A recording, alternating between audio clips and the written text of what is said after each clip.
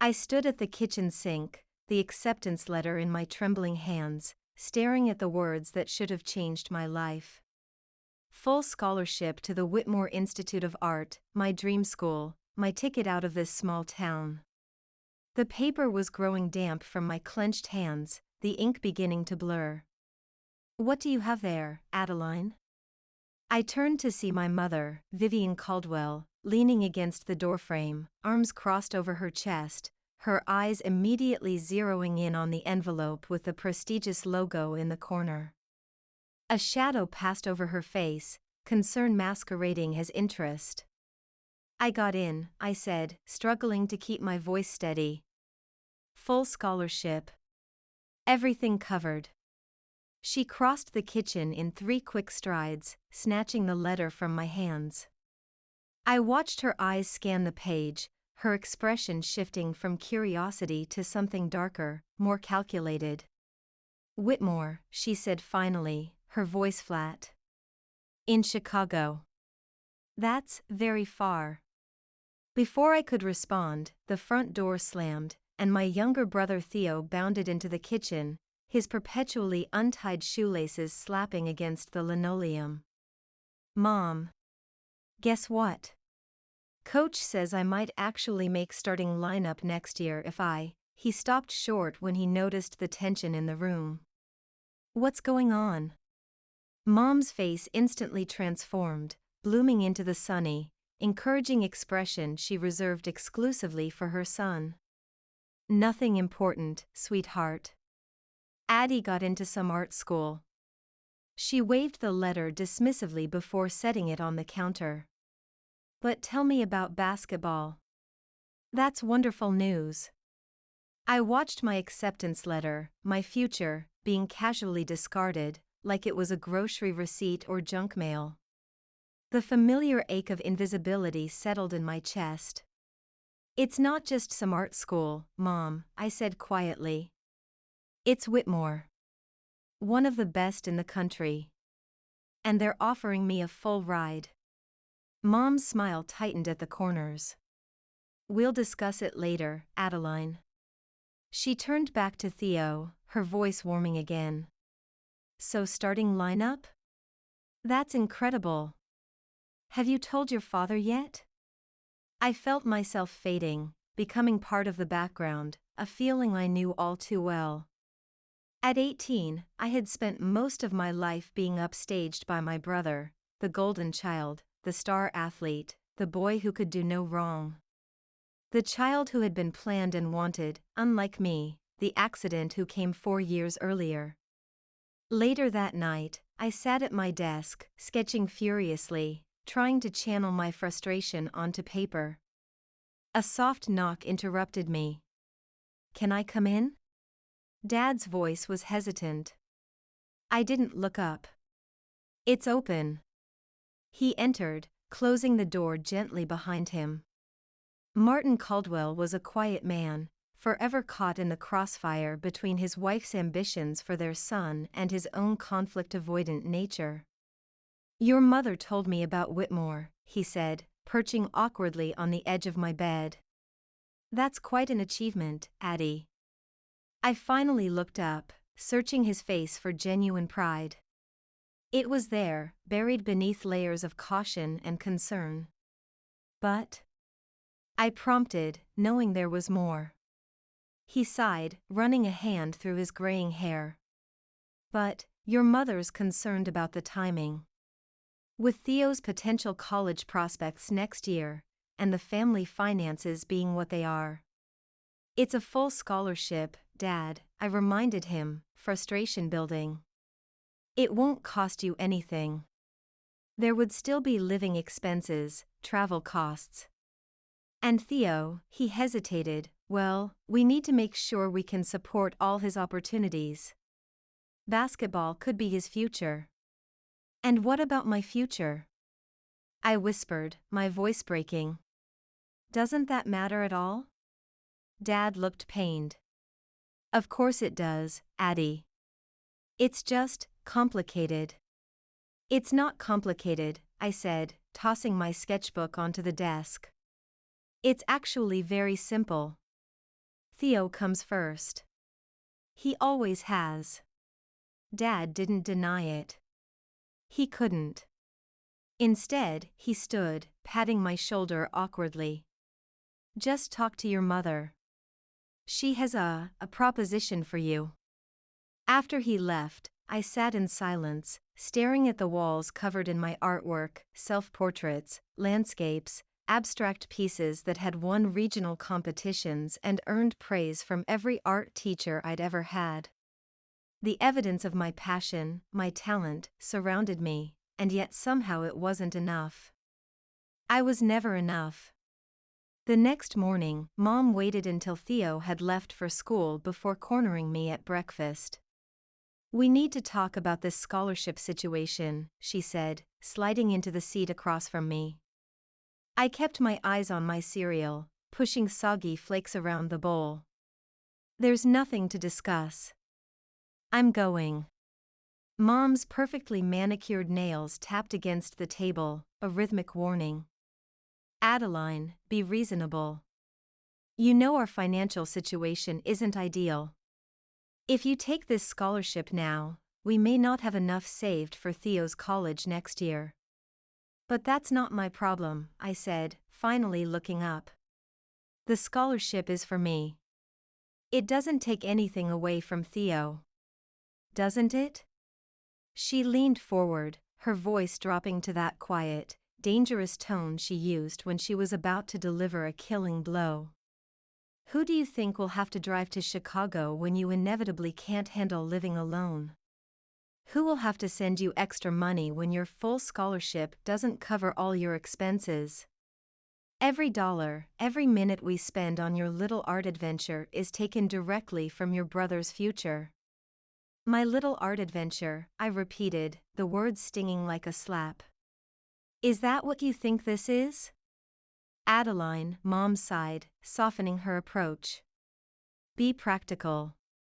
Art is a lovely hobby, but it's not a career. Not a stable one, anyway. Theo has real prospects. His basketball could earn him a scholarship to a Division I school. He could go pro. And if he doesn't?" I challenged. "Then what?" "He will," she said with absolute conviction. "But he needs our complete support. That means financial security and our full attention. I can't be worrying about you living alone in Chicago while trying to help him achieve his potential." I pushed my bowl away, appetite gone. "So what exactly are you asking me to do? Turn down the scholarship? Throw away my future for Theo's hypothetical NBA career?" Mom reached across the table, taking my hand in hers. Her touch was cold despite the warm kitchen. "I'm asking you to defer for a year. Help the family save money. Stay home, take classes at community college, work part-time. Then, when Theo's situation is settled next year, you can consider Whitmore again." "And what if I don't get another scholarship offer next year?" "Then perhaps it wasn't meant to be," she said simply, as if discussing the weather rather than my entire future. "Everything happens for a reason, Adeline.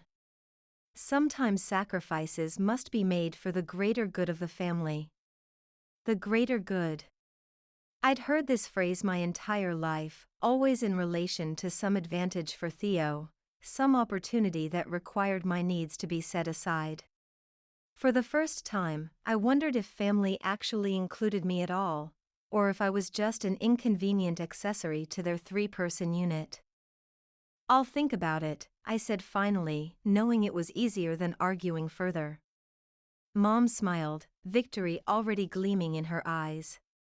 "That's my mature girl. I knew you'd understand." As she left the kitchen, I sat alone, the acceptance letter burning a hole in my pocket. In my heart, I already knew what would happen. What always happened. I would cave, give in, step aside. For the greater good of the family. For Theo. The scholarship deadline was exactly 1 week away, and I had 7 days to decide if I was finally going to put myself first, or surrender my dreams once again to the brother who had never had to sacrifice anything in his life. The days leading up to the scholarship deadline passed in a fog of silent tension. Mom had started leaving college brochures for nearby community colleges on my bed, a not-so-subtle reminder of what she expected me to do. Dad avoided eye contact, retreating to his garage workshop whenever conversations turned to my future. And Theo, oblivious as always, continued to chatter about basketball prospects and how coach was arranging for scouts to come see him play next season. On the night before my decision was due, I sat in my room, the acceptance letter and scholarship agreement forms spread out on my desk. To accept, I needed only to sign my name and mail it back. One signature to change the course of my life. A knock at my door startled me. Expecting Mom with another community college brochure, I quickly covered the papers with my sketchbook. "Come in," I called, surprised when Theo's head poked through the doorway instead. "Hey," he said, hovering awkwardly at the threshold. "Can we talk?" I gestured to my bed. "Sure. What's up?" He sat, bouncing slightly on the mattress, a nervous habit from childhood. At 17, Theo was already 6'2", all lanky limbs and perpetual motion. Despite our distant relationship, there was no denying he was charming when he wanted to be, with our mother's expressive eyes and easy smile. "I heard Mom and Dad arguing about your scholarship," he said, picking at a loose thread on my comforter. "Are you really thinking about not going?" I stared at him, caught off guard by his awareness. "You know about that?" He shrugged. "The walls are thin. Mom was saying you should wait because of money or something?" "Because of me?" He frowned, genuine confusion crossing his face. "That doesn't make sense. Why would you need to wait because of me?" For a moment, I considered sugarcoating the truth, protecting him as the family always had. But exhaustion and resentment won out. "Because," I said flatly, "apparently the family can't afford to support both your basketball dreams and my art degree at the same time." "And guess whose dreams get priority?" Theo's eyes widened. "That's messed up. You got a full scholarship. What's the problem?" "According to Mom, there would still be expenses. Money that should be saved for your college fund. For your future." I couldn't keep the bitterness from my voice. "But that's not fair," he protested. "You shouldn't have to give up Whitmore because of me. That's stupid." His indignation, so genuine and straightforward, caught me by surprise. For years, I'd quietly resented him for being the favorite, for absorbing all our parents' attention and resources. I'd never considered that he might be unaware of how uneven the scales were tipped. "Life isn't fair, Theo," I said, softer now. "Sometimes sacrifices have to be made for the greater good of the family." Mom's words, not mine. Theo's face darkened. "That's bullshit. You know that, right?" "Complete bullshit." I almost smiled at his vehemence. "Maybe. But what choice do I have?"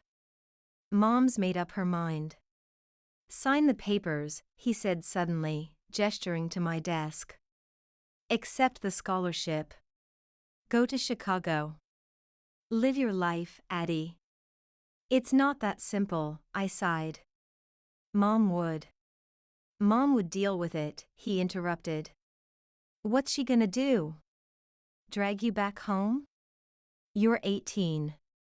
They can't stop you." I studied my brother's face, wondering when he had developed this streak of rebellion, this willingness to challenge our mother's authority. Had it always been there, or was it something new, something I'd missed while nursing my resentment? "I don't want to blow up the family," I admitted.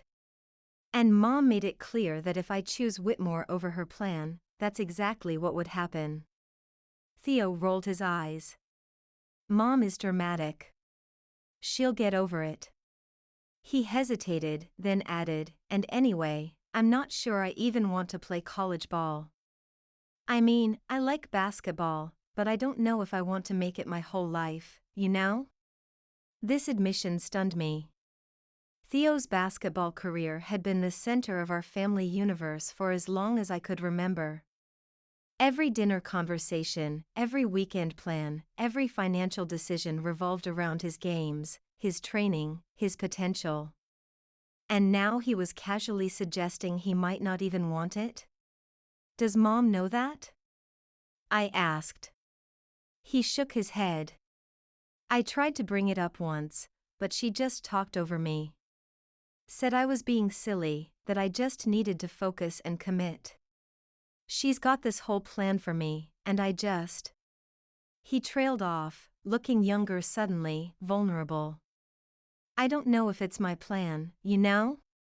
For the first time, I considered that perhaps Theo was just as trapped in our mother's expectations as I was, just in a different cage. The golden child's prison might be more comfortable, but it was still a prison. What do you want to do? I asked, genuinely curious. It occurred to me that in all our years under the same roof, we'd never really had a conversation like this. He shrugged. I've been thinking about studying marine biology. I know it sounds random, but I got really into oceanography after that field trip last year. Mr. Ramirez said I have a natural aptitude for science. I stared at him, this stranger who was my brother, realizing how little I actually knew him. How much I had projected onto him based on our mother's treatment of us both. I think he'd be great at that, I said honestly. He smiled, a genuine smile, not the cocky grin he wore for his teammates or the charming one he used to get Mom to extend his curfew. Thanks. I haven't told anyone else that.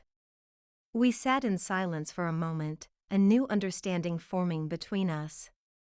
Sign the papers, Addie, he said again, standing up.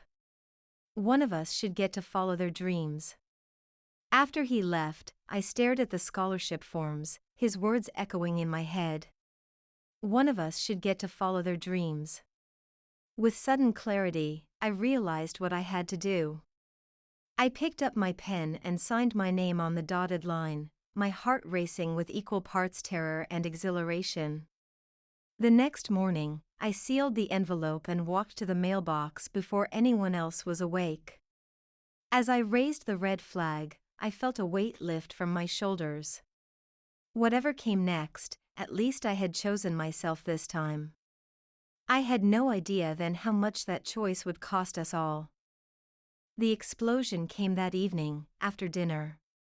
I had been quiet throughout the meal, listening to Mom talk about a recruiting event she was organizing for Theo, a showcase where he could perform in front of college scouts. Dad nodded along, occasionally glancing at me with questioning eyes. I knew he was wondering if I had made my decision, if I had caved as expected. When Mom finally paused for breath, I set down my fork and took a deep breath. I sent in my acceptance to Whitmore today, I said, my voice steadier than I felt. I'm going to Chicago in the fall. The silence that followed was absolute. Theo's eyes widened, a hint of a smile playing at the corners of his mouth. Dad's fork froze halfway to his lips. And Mom's face went completely blank before slowly transforming into something cold and hard. Excuse me, she said, her voice dangerously quiet. I'm accepting the scholarship, I repeated. It's an incredible opportunity, and I can't turn it down. You can't? Mom's laugh was brittle. Or you won't. After everything we discussed, after I explained our situation, you still choose to be selfish? Dad set down his fork. Vivienne, maybe we should. No, Martin, she cut him off without looking away from me.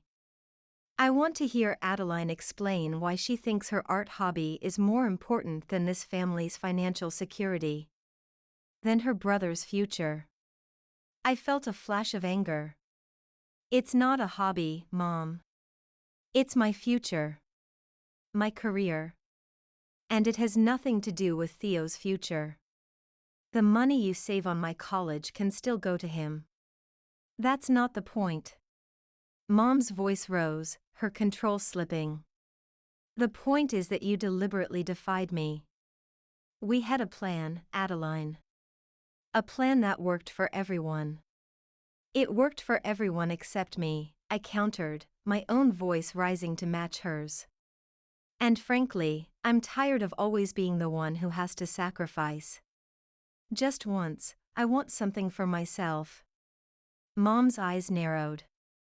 Is that what you think? That you're the only one making sacrifices? Do you have any idea what your father and I have given up for this family? The hours I've spent driving Theo to practices, organizing fundraisers, making sure he has every opportunity? That's exactly my point. I exclaimed. It's always about Theo. His practices, his games, his opportunities. What about mine? When was the last time either of you came to one of my art shows? Or even asked to see what I was working on? Theo shifted uncomfortably in his seat. Mom, it's not that big a deal. Addie got a full scholarship. It's not like you're paying for it. Mom turned her fury on him. Not now, Theodore. This doesn't concern you. Actually, it does, he argued, surprising us all with his defiance. You're using me as an excuse to keep Addie from going to her dream school. That's not fair. Life isn't fair, Mom snapped, using the very phrase I'd repeated to Theo the night before. And sometimes sacrifices have to be made for the greater good of the family. But why does it always have to be Addie who sacrifices? Theo pressed, his voice rising. Why not me for once? The shock on Mom's face would have been comical under different circumstances. She had never expected her golden child to challenge her, to side with me against the carefully constructed family narrative. Theodore, you don't understand what's at stake here, she said, struggling to regain control of the conversation. Your future. My future is not more important than Addie's, he interrupted. And anyway, I've been trying to tell you, I'm not even sure I want to play basketball in college. I might want to study marine biology instead. The bomb had been dropped. The kitchen fell silent again, all eyes on Mom, waiting for her reaction to this double betrayal. She looked between us, her face cycling through shock, disbelief, and finally, a cold fury. I see, she said, her voice icy calm. You've been talking to your brother, filling his head with these notions, turning him against me. Mom, that's not, Theo started, but she cut him off with a raised hand. I've given everything for this family, she continued, her voice trembling slightly. Everything. And this is how you repay me? By throwing away your opportunities, by deliberately undermining my authority? She stood abruptly, her chair scraping against the floor. Fine. You want to be an adult, Adeline? You want to make your own decisions? Then you can deal with the consequences. Don't expect any help from us when you're struggling to pay rent in Chicago, when your full scholarship doesn't cover all the costs, when you realize that art isn't a real career. With that, she stormed out of the kitchen, leaving us in stunned silence. A moment later, we heard the sharp slam of the bedroom door upstairs. Dad sighed heavily, rubbing his forehead. I'd better go talk to her, he said, rising wearily. Dad, I'm sorry, I began, but he shook his head. Don't apologize for following your dreams, Addie, he said, surprising me with his support. Your mother will come around. Just give her time. After he left, Theo and I sat in silence, the remnants of dinner growing cold before us. "Well," he finally said, attempting a smile that went about as well as could be expected. Despite everything, I laughed, a short, slightly hysterical sound. "Yeah. Real family bonding moment there." He reached across the table, awkwardly patting my hand. "She'll get over it, Addie. And even if she doesn't, you're doing the right thing. You deserve Whitmore." I wished I could share his optimism, but the knot in my stomach told me this was just the beginning of a long, painful battle.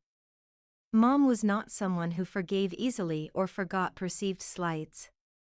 And in her mind, I had committed the ultimate betrayal. I had defied her, and worse, I had influenced Theo to question the future she had planned for him.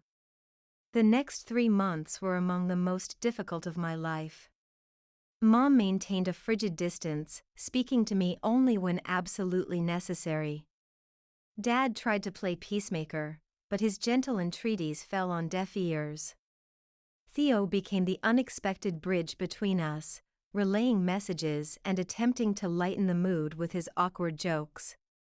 As summer approached and graduation loomed, I threw myself into preparations for Whitmore, filling out housing forms, communicating with my assigned academic advisor, researching the Chicago art scene. Each step made the dream more real, more tangible.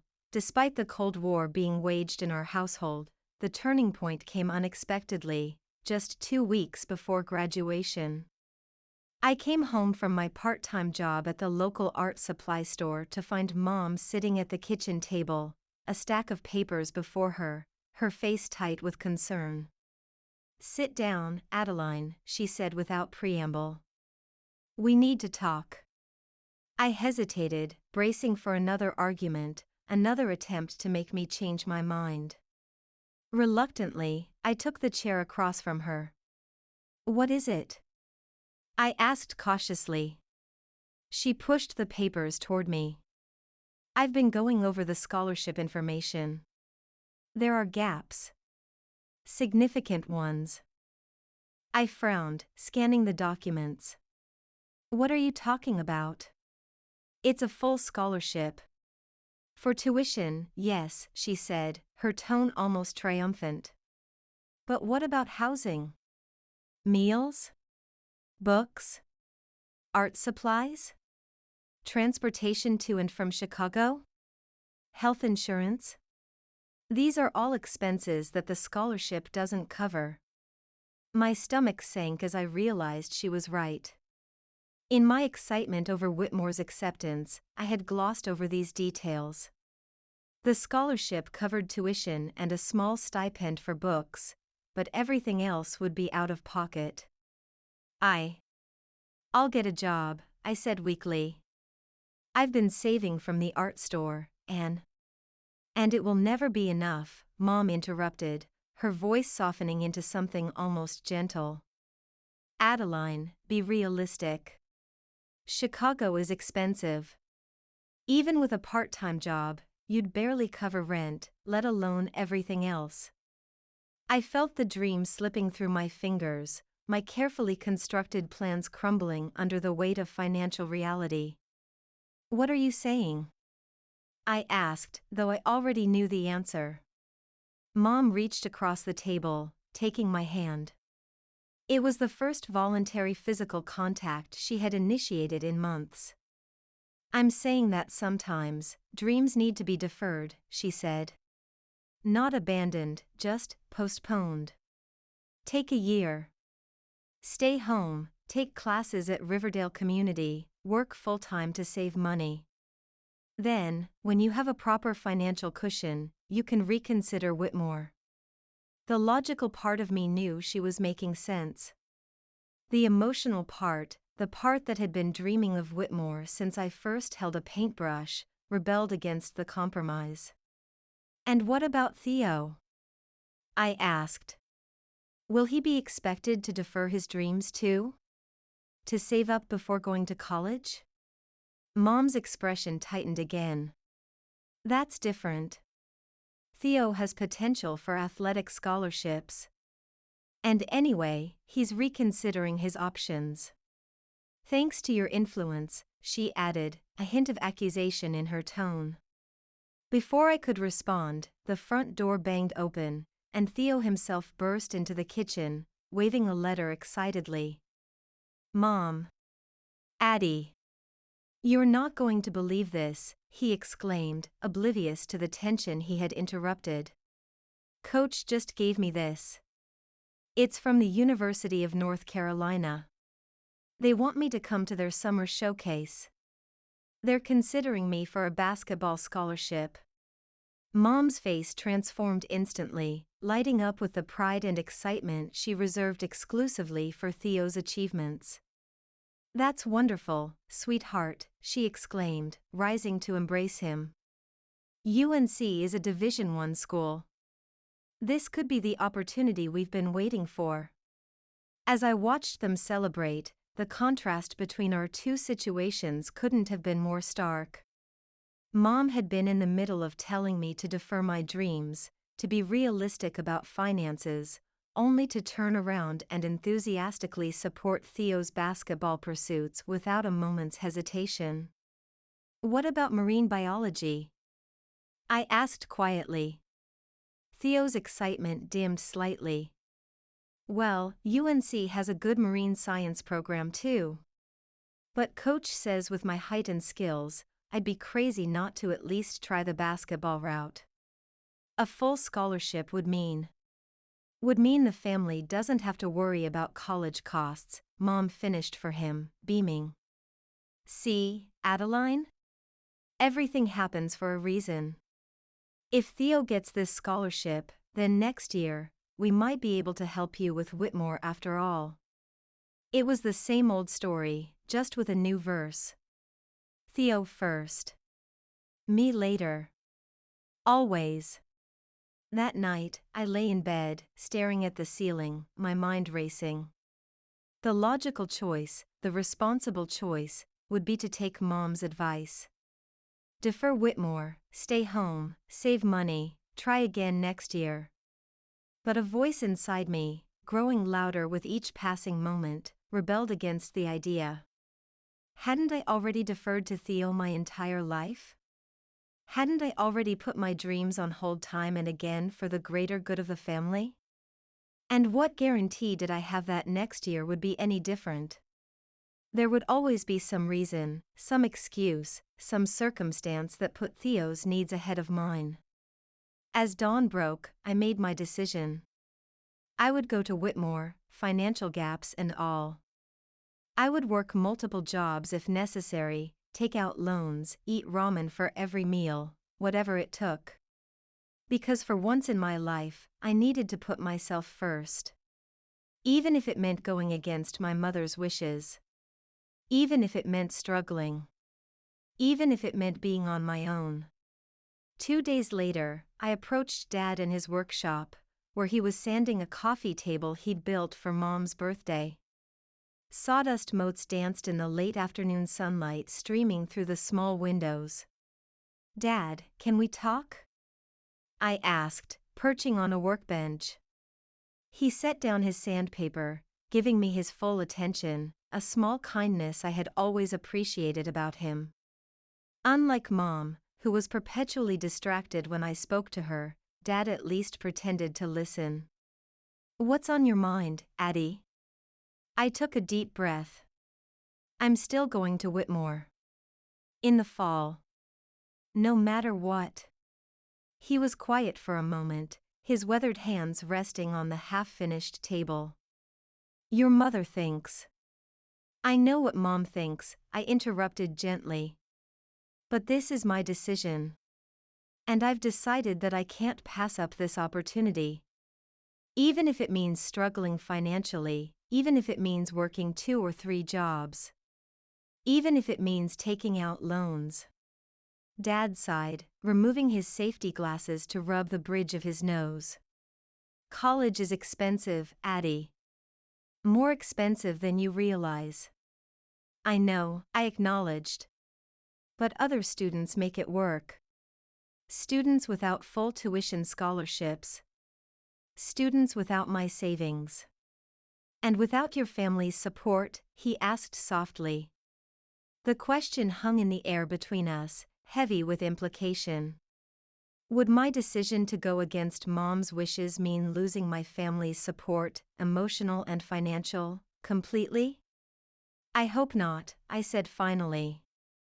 But if that's the cost, then I'll pay it. I have to do this, Dad. I have to try. He was quiet again, studying my face.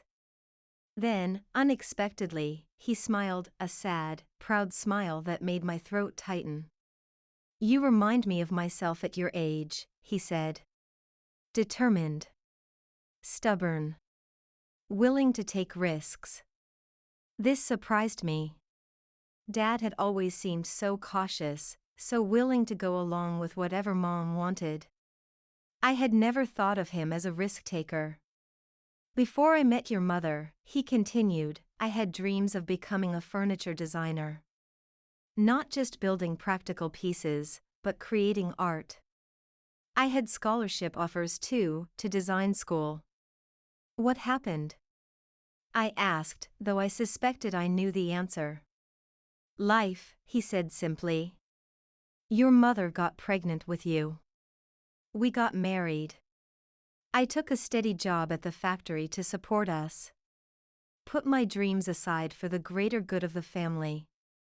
The familiar phrase made my stomach clench.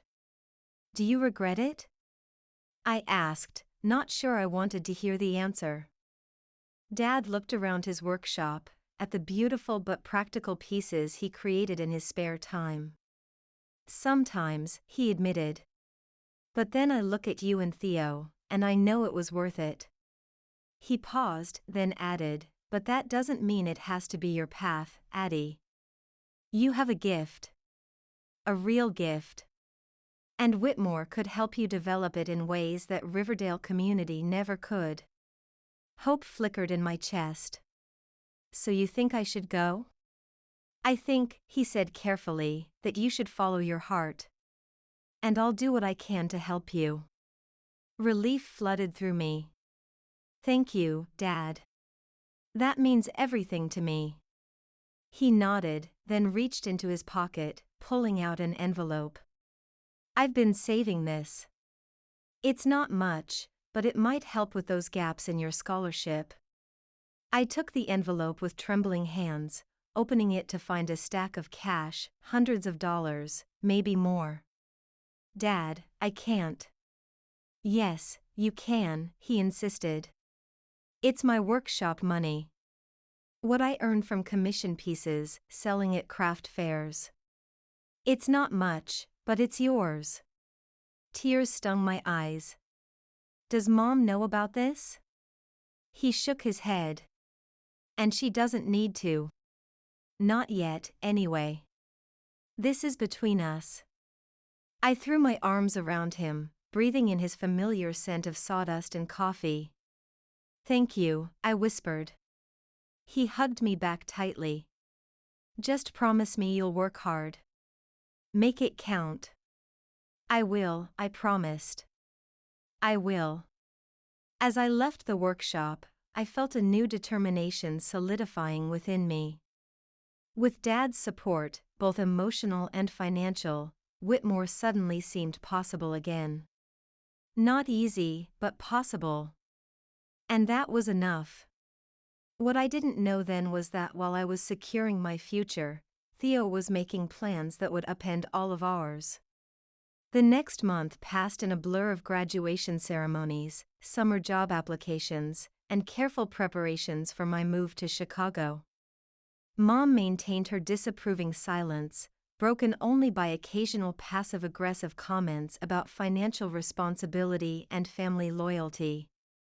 But with Dad's secret support and Theo's enthusiastic encouragement, I held firm to my decision. Theo, meanwhile, had thrown himself into basketball training with renewed vigor. The UNC showcase was approaching, and he was determined to impress the scouts. Every morning, he was up before dawn, running drills in the driveway. Every afternoon, he was at the gym with his teammates. Mom happily chauffeured him to additional training sessions with specialized coaches, sparing no expense for her golden child's potential future. "Are you excited about UNC?" I asked him one evening, as we sat on the back porch eating popsicles like we used to as kids. He hesitated, looking at his bare feet. "Sure. I mean, it's a great school." "But?" I prompted, sensing his reservation. "But nothing," he shrugged. "It's a big opportunity. Mom says it could change my life." I studied his profile, noticing the tension in his jaw, the way he avoided my eyes. "What about marine biology?" He sighed. "I don't know, Addie.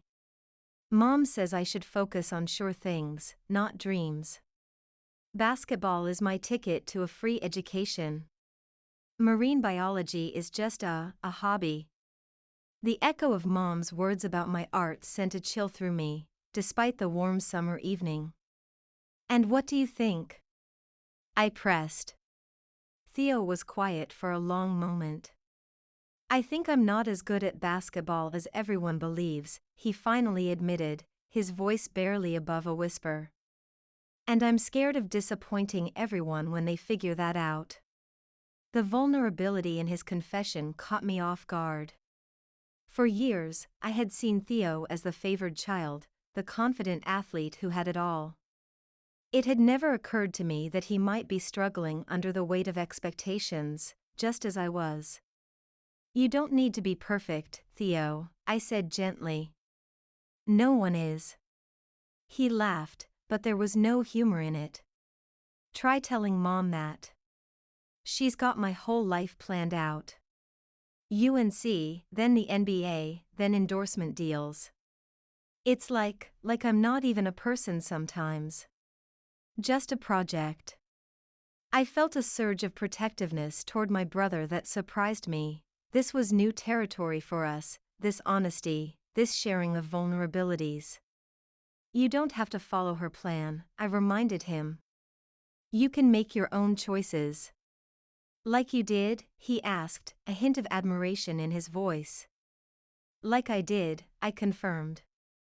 "It's not easy, but it's possible." He nodded, absorbing this. Then, unexpectedly, he said, "I'm proud of you, Addie. For standing up for yourself. For going after what you want." His words washed over me like a balm, healing places I hadn't realized were still raw. "Thanks, Theo. That means a lot." As the fireflies began to dance around the yard, we sat in companionable silence, each lost in thoughts of the futures we were trying to claim as our own. 2 weeks later, everything changed. It was a Saturday morning.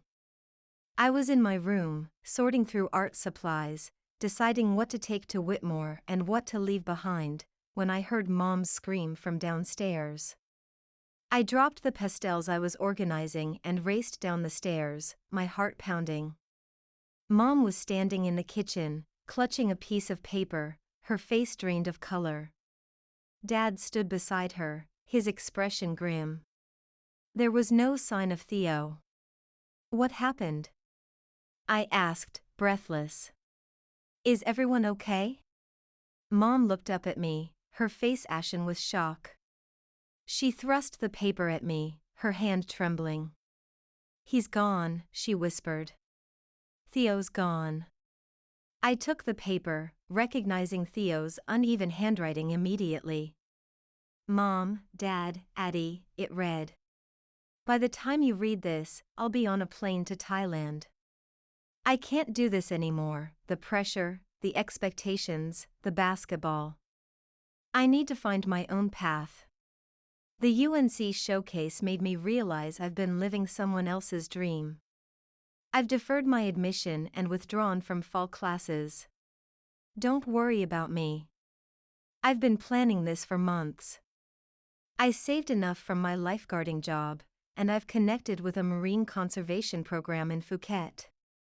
I'll be back when I figure things out. I'm sorry. Love, Theo. The letter fell from my fingers. Theo had left. Run away. While I had been fighting for my Whitmore dream, he had been plotting his escape. This is your fault, Mom whispered, her eyes locking on mine. You put these ideas in his head. I opened my mouth to defend myself, but Dad stepped between us. No, Vivienne. This isn't Adeline's fault. This is ours. We pushed him too hard, didn't listen.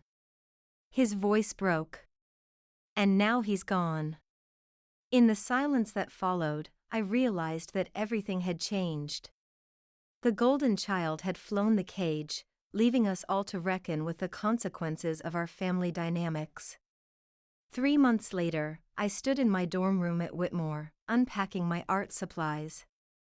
My phone buzzed with a text from Theo, a photo of him on a Thai beach, helping with a sea turtle conservation project, looking happier than I'd ever seen him. Following my dreams, his caption read, "Hope you're following yours too." I smiled, thinking of how our paths had diverged yet somehow aligned. We had both finally broken free, him to the ocean he loved, me to the art that sustained me. Sometimes, the greatest act of love is letting go, of expectations, of control, of the stories we tell ourselves about who we're supposed to be. Theo had taught me that. And for once, I was grateful to my brother for blazing the trail.